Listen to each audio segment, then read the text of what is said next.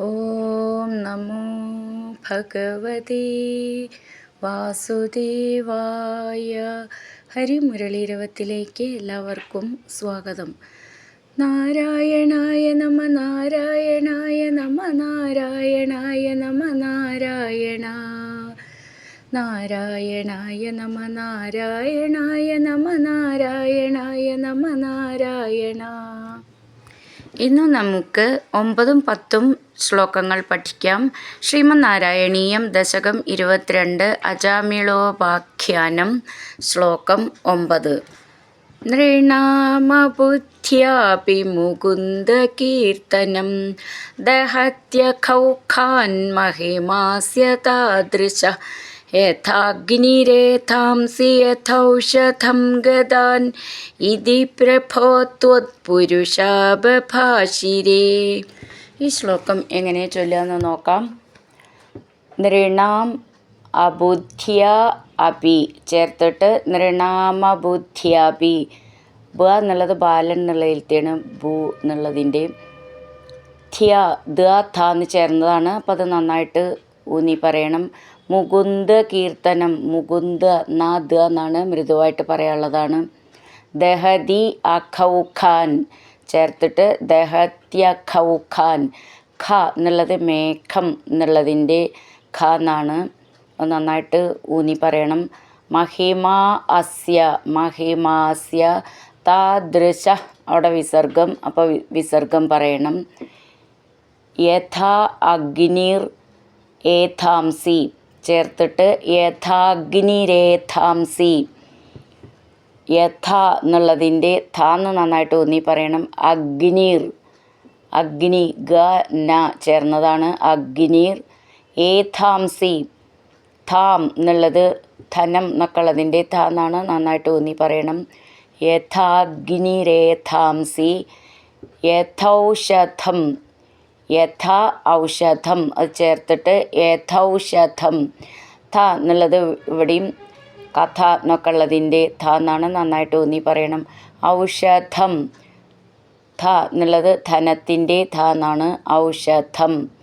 ഗദാൻ അവിടെ നിർത്തിയിട്ട് ചൊല്ലുകയാണെങ്കിൽ ഇതി പ്രഭോ.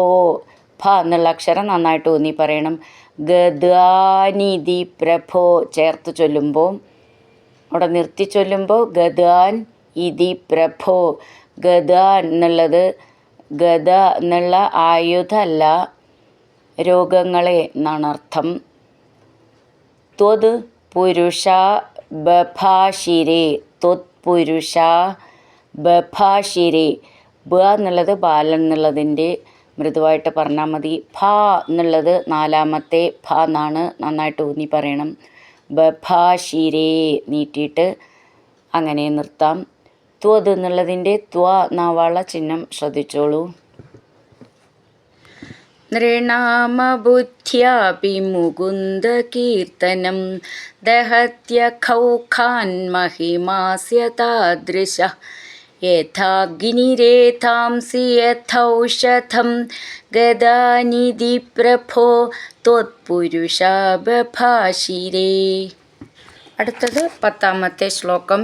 ഇതീരിതൈര്യാമ്യ ഭടൈരപാശ്രിതേ ഭവത്ഭടാനാം ച ഗണേ തിരോഹിതേ ഭവത്സ്മൃതിം കഞ്ചന കാലമാചരൻ ഭവത്പദം പ്രാപി ഭവത്ഭടൈരസൗ. ഈ ശ്ലോകം എങ്ങനെ ചൊല്ലുകയെന്ന് നോക്കാം. ഇതി ഈരിതൈർ യാമ്യ ഭടൈർ അപാശ്രിതേ അത് ചേർത്തിട്ട് ഇതീരിതൈര്യാമ്യ ഭടൈരപാശ്രിതേ നീട്ടിയിട്ട് ഭ എന്നുള്ള അക്ഷരം നന്നായിട്ട് ഊന്നി പറയണം.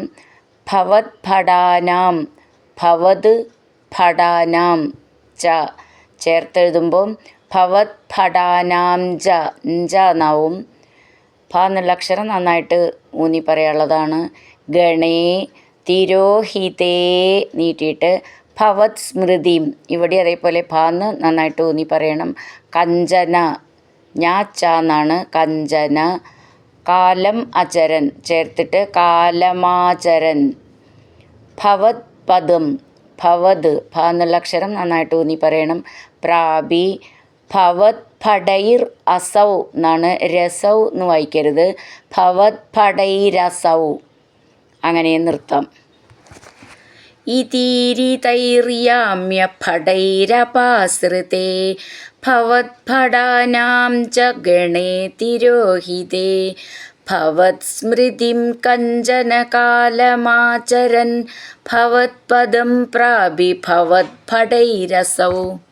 ഹരിനാരായണ ഗോവിന്ദ ജയ നാരായണ ഗോവിന്ദ. ഹരിനാരായണ ജയ നാരായണ ഗോവിന്ദ ഗോവിന്ദ ഗോവിന്ദ.